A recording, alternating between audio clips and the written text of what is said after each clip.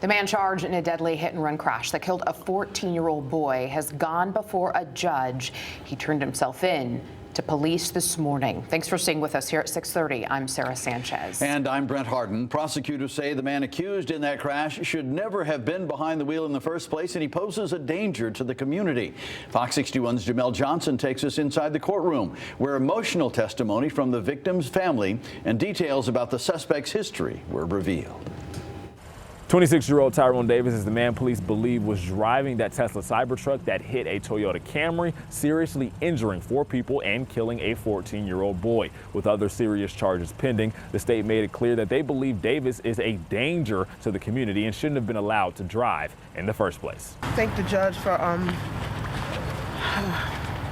don't know what to say. I can't say. Okay, please. It was hard for Holly Holloway to string together words after losing her 14-year-old son. Malachi James died from injuries sustained in a hit-and-run crash on Christmas night. Tyron Davis is the man police say was driving the vehicle that ended James's life. Nearly 2 weeks after the crash, police say Davis turned himself into Hartford Police Headquarters. His arraignment just several hours later is where we found out more disturbing details about the case. The consequences of his action led to a 3-year-old with 2 broken arms, broken collarbone, a father whose life is teetering in the balance as we speak, and 14-year-old Malachi, who had his life snatched from him on Christmas Day. According to video footage police got from Davis's car, Davis exited his lane to go around a car and entered oncoming traffic at a high speed. That's when they say he crashed into the vehicle that was carrying Malachi James. Police say Davis then drove away, but Davis's attorney, Ronald Johnson, argues the court should consider the fact he turned himself in. If he was going to abscond, he would have absconded.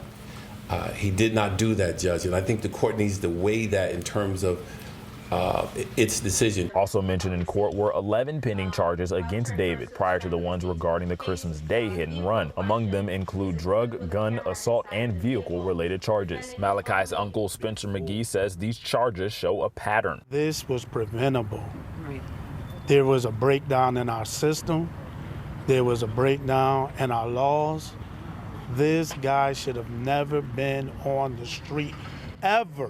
A judge increased Davis's bond from $1.25 million to $2.5 million. He's also ordered to have GPS monitoring on should he post bail, and also cannot drive a car. He stood there like a coward with a smirk on his face, but I guarantee you, before this is over, he will not have a smirk on his face.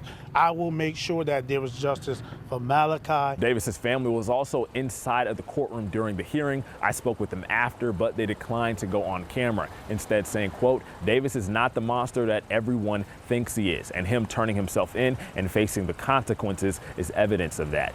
Our hearts are with the victim's family. Right now, Davis's next court date is set for February 11th. In Hartford, Jamel Johnson, Fox 61.